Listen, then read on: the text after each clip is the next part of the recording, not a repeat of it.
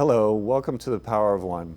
My name is Brian Biery, and this is a show that shows you that one person can make a difference, and that there are many people in the community who are doing just that. Today, I'm very pleased to have as my guest Shawn Morrissey from Union Station. So thank you for being here today, Shawn. I'm honored to be here. Thank you. Great. Just as a starting point, could you tell me a little bit about how you got to this point in your career and sort of what your trajectory was growing up? And Sure. Well, it wasn't a good one, but I was actually born in Montreal, and then we came to the States in, I believe, 1967, and had the beginnings of a fairly normal childhood that then later turned into a fairly traumatic childhood, and that began a whole lot of behaviors and substance abuse issues that took me in my adult life into homelessness, and ultimately as a homeless man who kind of washed up in Pasadena at the shelter where I now work, and I spent about 25 years as an IV drug user and just someone who had a hard time navigating the world. And I always like to say that I kind of wound up in this work because I really wasn't qualified to do anything other than that by the time I got here, and was surrounded by a whole bunch of community and positive influences and people who helped kind of direct me toward my better self and toward what ultimately ended up as a career for me. well, I think your story is really informative because I think it demonstrates sometimes whether we're talking about people who have been incarcerated or people who are homeless, I think the narrative oftentimes is once a criminal, always a criminal, or once a drug user, always a drug user, or once a homeless person, always a homeless person. But obviously that's not true. What do you think are some of the ways that you were helped to kind of recraft your life or get back to your true self? Yeah. Well, I think that I was offered, first and foremost, I was surrounded by people and given kind of unconditional positive regard and love and community, which is something I never had before. It's something I always tried to get into my life but was never able to really accomplish.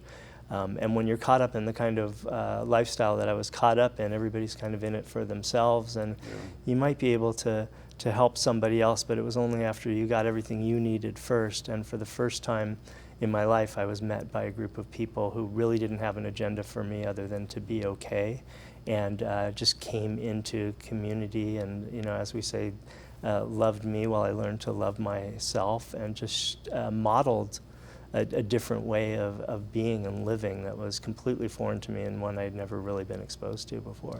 Yeah, so acceptance, inclusion, seeing you as a valuable human being. Right. And this notion, which I really like that you've said a couple times, is building community, or feeling as though you're a part of a community. Right. In a few minutes, I want to sort of drill down a little bit deeper into some of those stereotypes about people who are homeless or people who are addicted. But before we do that, can you tell, you're the director of advocacy and community engagement for Union Station. That seems like it's a relatively new position or a new kind of structure. Why did Union Station do that, and what do you do? Right. It is a new position. I think it's for a lot of homeless service agencies and providers. They're now more and more getting into advocacy work. And I think that in the past, what has happened was that, two things. We have a new model under which we're working to solve homelessness. And I joke, too, that it's surprising that it took us almost 50 years to come to the conclusion that the solution to homelessness is an actual home, first of all. And that in so doing, we implemented what's called a housing first model. And so that's a newer model that has taken some getting used to for not only the service providers, but for the community at large. And at the same time that was happening, the economy was getting better and housing resources were dwindling. And so I think we have, part of the advocacy work is not only to help build more development, help make more housing available to people, but help the community at large understand the models that we're working under and help dispel some of those myths around homelessness that has kind of fueled the fires of NIMBYism. Yeah, so since you brought them up, let's talk about a couple, and also let's talk about the barriers or some of the challenges to creating housing. But one let's wrestle with first is they want to be homeless. Right. They want to be on the street. They want to live off the grid. Is that true? It's not true in my experience. In the 15 years that I've been doing direct service, which is street outreach, engagement, building really deep relationships with people who are living on the street and helping them move toward housing, I have not met one person who did not want their own apartment, their own bed, their own toilet to use, their own kitchen to cook in. It just hasn't happened. I've never met somebody like that. And how approximately, just so people have a ballpark, approximately how many people do you think you've interacted with in those 15 years? Yeah, probably thousands of people. Yeah.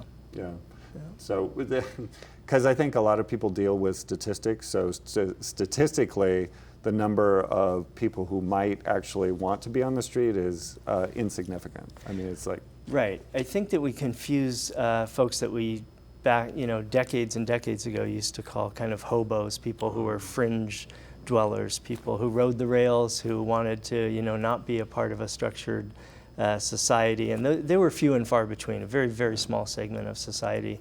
And some of those folks still exist today, but they're not the ones who are lining up for homeless services either. And I think more often what people mistake for service resistance, as they call it, or this desire to be on the street, is a lack of housing, and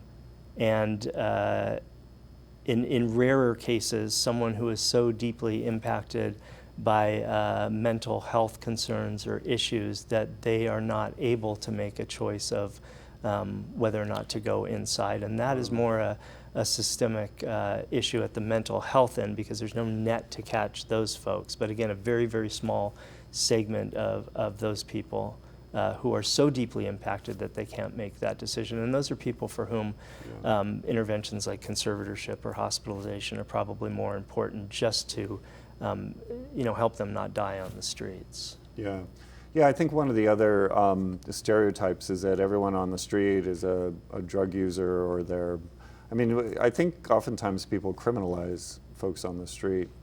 We do. Yeah, we actually have policies in place to more effectively do that, and laws in place to more effectively do that. But in your experience, is that true? I mean, it seems like there are a lot of challenges to people who live on the street, and frankly, there was a journalist a couple of years ago who tried it because he wanted to write a story about it, and he said, "Frank, really, I could only last 10 days.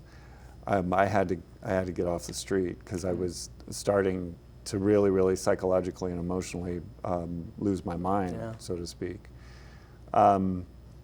So aren't there some factors that would lead someone to use drugs or alcohol? Because, it's pretty lonely out there. I think we've seen that a lot. I think there's a lot of folks who have never used substances who become homeless, and by virtue of that traumatic experience that is homelessness, may use substances to numb. They may use substances to replace prescribed medication, because if you're familiar with the mental health system in Los Angeles County, it's very hard to get connected to it. For an individual who wants mental health services and is willing to avail themselves of that and take medication, there's a lot of hoops to jump through, and it can be between 30 and 60 days before you even see a psychiatrist, and attending appointments in between that. And so people sometimes turn to street drugs to help alleviate mental health symptoms. A lot of people use street drugs to stay alert and awake during the night because homelessness is a dangerous proposition as well. We tend to call substance abuse one of the root causes of homelessness, and I would disagree with that. I think that's... Why? I believe that's a symptom in a lot of cases of homelessness, or a symptom. But it's not a cause. It's not necessarily a cause. I think if we look at it at a grander scale, it's a symptom of larger structural and systemic issues that have been in place for a long time. A lot of structural racism, inaccessibility to treatment, inaccessibility to mental health. We have drug policies and laws that target people of color specifically. So substance use disorders, I think, are a symptom of much larger... causes or influences. Yeah. They're societal. They're sure. broad. For sure. Do you mind talking a little bit about your experience on the street? How did you end up there, and what the kind of the day-to-day was? I think that's another place where if it's people who have either stereotypes or assumptions about homeless people, they don't fully comprehend what the day-to-day challenges are. Right.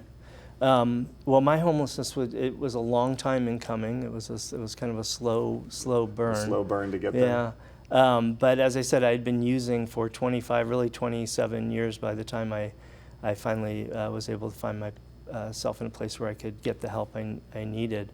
A lot of my story has to do with trauma and the direct correlation between trauma and substance use disorders that occur later on in life. And I think there's some studies to support the correlation between trauma and some of the psychotic disorders that we see today. Yeah. There's some really compelling research to indicate that. And so that was part of my story. And basically, you know, when you're a young man, it's easier to kind of, have the wherewithal to hustle every day and make sure that you get enough, for me, drugs in my system so that I could feel just okay, because I felt so okay and struggled with so many issues. Yeah. And that as you grow older, you tend to lose that hustle, and you don't have as much game, and people aren't around as much to help. And so for me, the support network dwindled, and it didn't exist anymore. I couldn't hold a job, and ultimately, I couldn't even get it together enough to support the habit that I had acquired, which at that point was a $300 a day heroin habit. And in a moment of surrender or clarity or whatever you want to call it, I was willing to allow someone to take me to the shelter.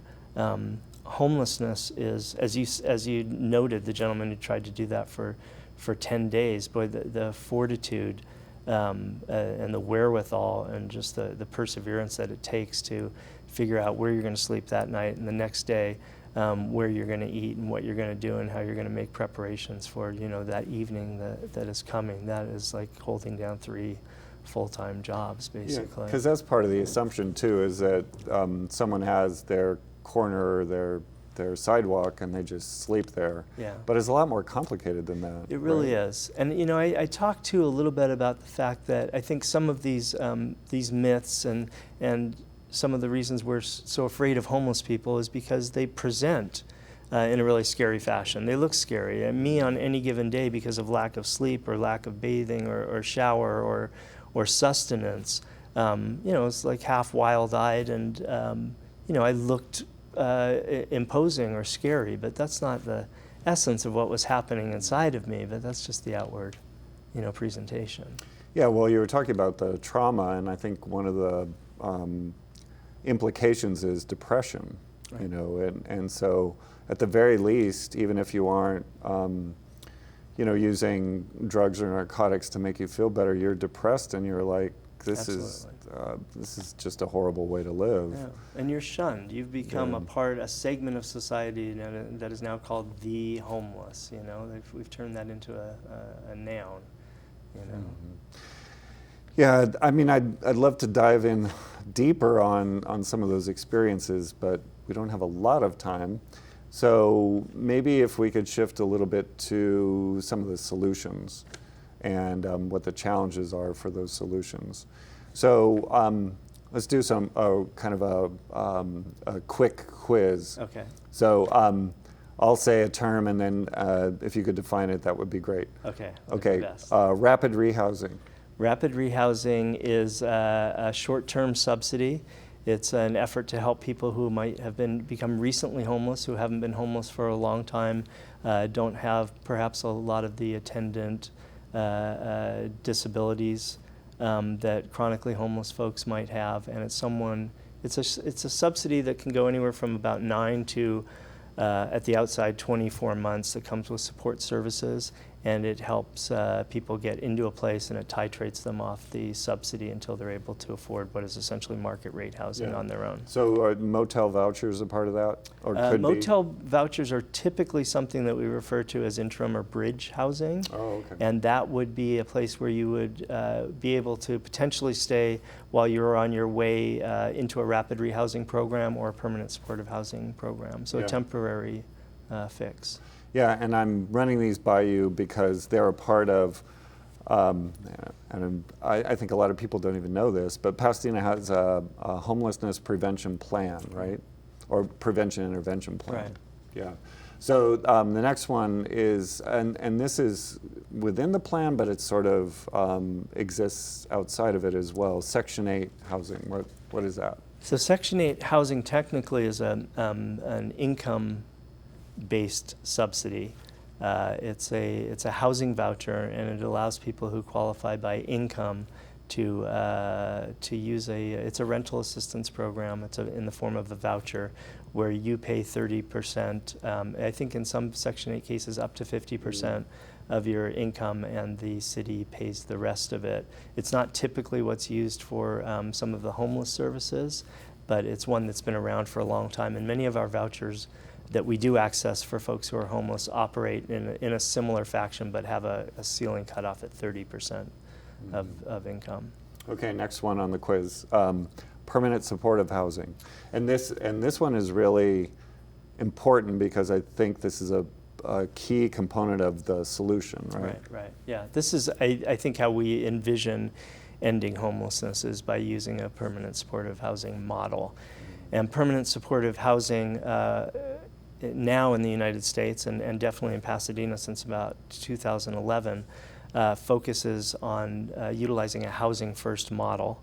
And that housing first model says that in order to help someone to end the cycle of homelessness, you get them into housing first. Yeah.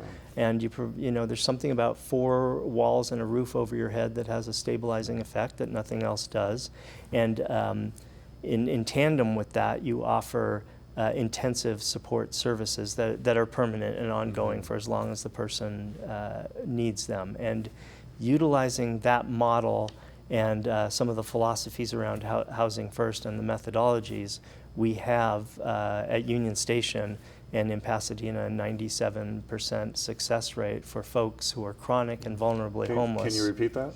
Yeah, we have a 97% success rate for folks who are chronic and vulnerably homeless, who have been on the street for years and sometimes decades, who find themselves now in housing with the appropriate and proper supports, and not only stay in housing but begin to thrive and become part of the community. But that's a critical piece, isn't it? Because, and this is where I think the misunderstanding comes into play, is that you put someone in housing and then you just let them live their life. But it's that wraparound service, right? That's what makes a difference. Right. So we do put people in housing, we do let them live their lives, and we're in community with them. We're creating authentic relationships with people. So it's not just, we talked. I heard you speaking before about power differentials. We're really aware of the power differential that exists between a case manager and a client. So we don't use that language, and we're charged and tasked with creating authentic, real relationships with the people that we serve. So we're in their homes with them, we're hanging out with them, we're going shopping with them, we're doing all of these things and in the context of actually having a relationship with somebody. And so that is the key to why this works so well, because it's not necessarily a clinical model, although it does have clinical elements to it. It really is a relational model, and that's why people thrive, because they, as I did, as was my experience, I'm now in real community with other human beings, and that makes all the difference. Yeah, that relationship building and building trust is so valuable, and that kind of leads to, in our last few minutes we have together, the challenges. So whether it's the NIMBYism or just the pushback, how do we start to help the broader community understand that one, that homeless people are human as well, and two, that these strategies and systems are actually very effective? Right. So I think that first and foremost, it helps to know that probably over 90% of the people who are experiencing homelessness in Pasadena are known to us and in our systems. And I would hazard that easily 80 people right now that I can think of in some of our various programs are holding housing vouchers and just waiting to get into housing, and we just don't have the housing stock in place. So 80 people or 80%? 80 people. Yeah. Yeah. More than 80% are on their way into a housing solution, but of course there's still the housing shortage. And so there are just not spaces or beds for them. Correct. Yeah. So they desperately want to be inside, and they're working with us. We just don't have the housing stock. And I think the other... So what's preventing the housing stock from being created? So that's part of what this advocacy position at Union Station is about. I think in Pasadena we have some of the lowest vacancy rates and some of the highest rents. So that's an issue. What we really need to do is we need to develop permanent supportive housing, and that's where we meet up with a lot of NIMBYism. And I think that at the core of that is a lot of misunderstanding and a lot of fear about who these folks are that we're dealing with. We tend to see the people experiencing the problem as the problem themselves and not a symptom of a greater systemic issue. We pathologize and criminalize homelessness, and we focus on the pathology of the individual. And we tend not to focus on these structures and systems that have created the pathologies that we're looking at. And the individual becomes the sum of their homeless experience. So this short event, this temporary event in time, becomes a defining characteristic or personality trait. And that's how we tend to think of homeless people, as the homeless, where that is one very small component of what their life experience is and who they are as a human being, but that becomes the focus. And so it's about changing that perception. Yeah, it seems like a very uphill battle or a huge challenge to do that. But I really, really appreciate the way you described how as a society we look at it. So we're blaming the individual and saying that they're making all sorts of generalizations, lazy, drug addict, good for nothing sort of comments, and yet it's the systematic or the structural aspect of our society which is pushing people into homelessness. Right. Yeah, the other thing that you talked about was this whole notion of recapturing who you were originally. And I've done this before with friends, and I say, well, like before in a hospital, they used to have all the babies in a room. They don't do that anymore, so I'd say, well, go up to that window and point out the bad one or point out the evil one. Right. Let me see if you can choose the right one. And obviously it's impossible. But that essence of that baby and who you were at a young age, that's what we're trying to recapture in all these people, right? Right, for sure. Yeah, and the way to do that is through the permanent supportive housing and wraparound services. Absolutely. Yeah. So any last thoughts about how we can change the narrative in society and help people to understand better what... So we're kind of, at Union Station, we're neck deep in that right now. We're working on changing the messaging, changing the narrative. I think for too long we've had not a unified message amongst all of us who work in this field. We're working on that. And we've had an oversimplified message that has inadvertently contributed to these sustaining these myths. And we've offered an oversimplified message that I think has betrayed the complexity of the issue. So what we're really looking at is how do we go deep with the message, and how do we transmit that to people in a way that they can actually see that and make sense to them, and helps them get on board with this idea that all of us deserve to be in a house, no matter what. And all of us want to be. And all of us want to be in a house. Yeah.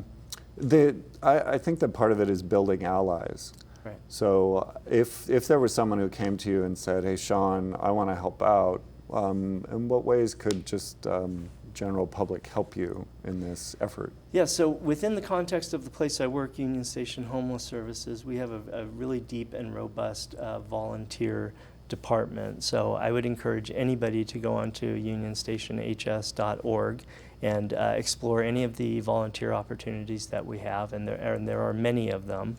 And the other thing would be to start learning about the history of homelessness. Like, what really caused homelessness? Was it that a bunch of people decided to start making bad choices and all at the same time and became homeless? Or were there structural and systemic issues? Because I think there was a confluence of events that happened in the 70s and 80s, all of them systemic and structural, that led to homelessness in the context that we see it today in Los Angeles County. And very little of that had to do with people making bad choices. Yeah, and once they become educated and knowledgeable, is there a role for them to be an advocate? And There if is. so, how would they do that? And we really are building that right now at Union Station. And the hope is to be able to get this really deep message out into the community and activate and mobilize people who that resonates with to go out there and start spreading this message too. Because I think that once we can dispel these myths and reduce the fear, and show that once a homeless person moves into a unit, they're no longer a homeless person anymore. And all of those attendant issues that you may have with that individual, those stop existing. They are now your neighbor. The day that they move in, they become just your neighbor. They're no longer a homeless person. Yeah, and the hope is that these permanent supportive housing projects are looked on positively by the community and welcomed, because they know that it will benefit everyone. Yeah. But it seems like it's a constant struggle to change that narrative and to change that public opinion. Right. So it's amazing the work that you're doing. And just any last thoughts about how maybe other people could follow their dreams or their hopes or their passions like you have done? Yeah, I mean, I'm somebody who for the longest time had very little belief that I could do anything other than what I was doing. And when I just kind of let other people, for me it had to do with letting other people direct me. And I've had a lot of therapy and a lot of self-examination, and I've read a lot of books, and I've learned how to be vulnerable, I think is one thing, and tell my truth and put myself out there. And that's led to all sorts of great opportunities. Well, I want to thank you for being on The Power of One today. Thank you, It's Brian. fantastic having you here, and I love hearing about your work, and I wish you the best success Thank you. with what you're doing. So thank you all for watching The Power of One, the show that demonstrates that one person can make a difference, and we look forward to seeing you again in the future.